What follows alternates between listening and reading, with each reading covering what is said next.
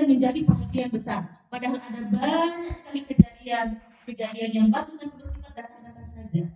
Ini yang terjadi pada dunia pesantren kita saat ini. Maka saya ingin mengatakan bahwa pesantren menjadi lembaga pendidikan yang komprehensif.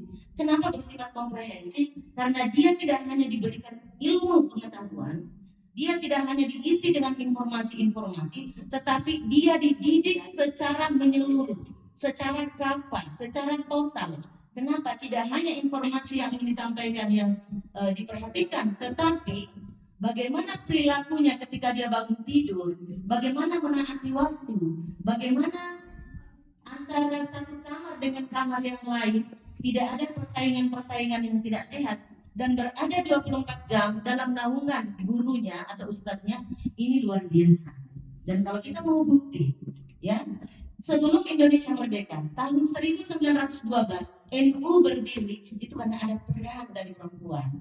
Muhammadiyah 1926 berdiri, ada Nyai Dahlan yang punya peran besar. Artinya perempuan tidak, perempuan dan pesantren, ya. Jadi dua-duanya ini adalah perempuan dan pesantren. Dan sampai hari ini kalau kita mau menelisik siapa-siapa yang duduk di pemerintahan, duduk di DPR, itu banyak sekali santri-santri.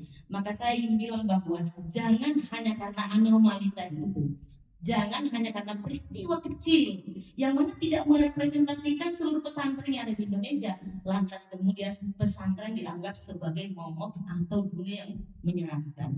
Tapi saya ingin bilang bahwa pesantren itu yang ramah sama anak, ya. Cuman ya kita tidak jauh, penelitian kita sangat kurang terkait pesantren. Yang banyak penelitian pesantren, teman-teman saya dulu, saya waktu ambil S3 menulis disertasi kebetulan di Australian National University, teman-teman saya yang terutama dari Australia itu punya penelitian ribuan tentang pesantren.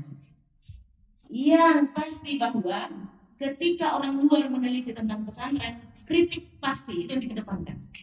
Tapi kita kenapa jarang sekali meneliti tentang pesantren dengan mengunggulkan, dengan mengedepankan, tanpa bermaksud menafikan yang hal-hal yang mungkin negatif. Tentu saja pasti ada. Ya. Tetapi bahwa ketika orang luar melihat tidak hidup bersama 24 jam selama 8 tahun kalau saya di pesantren, teman-teman ada yang 6 tahun, ada yang hanya 1 tahun saja. Nah, ini mereka yang bisa berbicara secara apa adanya. Dibanding dengan misalnya, jujur, setiap tanggal 25 Oktober kalau tidak salah, itu berkumpul seluruh pakar Indonesia orang Australia di Australian National University. Satu pembahasannya, Bu, apa? Tentang Indonesia. Dari ujung ke ujung, dari tanah yang bertuan sampai tanah tidak bertuan, itu dibahas. Itu namanya Indonesian Update setiap tahun. Dan saya selalu dapat informasinya melalui email. Setiap tahun diundang untuk bisa mengikuti Indonesian Update.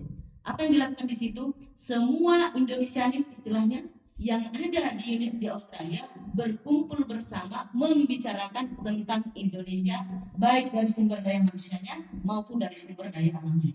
Kenapa mereka begitu? Mereka punya mereka punya anggaran penelitian yang luar biasa. Saya jadi tahu penelitian tentang pesantren itu ketika di sana. Saya menemukan referensi-referensi yang ada di sini. Itu ketika di sana saya di perpustakaan membaca. Loh, kok ini tidak pernah saya dapatkan di negara saya? Malah dapatnya di negara luar. Jadi sekarang kalau kita mau bilang tanda petik penjajahan, ya kita secara akademik, secara data kita itu data kita sudah dalam genggaman mereka. Apalagi dengan dunia internasional saat ini. Maka untuk itulah pada seminar kali ini saya ingin menegaskan bahwa siapa yang paling berperan tentang anak-anak kita untuk mengisi itu, kita semua ibu-ibu ini. Kalau bisa nenek-nenek ini, ada yang sudah nenek. Iya, untuk melahirkan, ya, membuat cucu-cucunya bisa betul-betul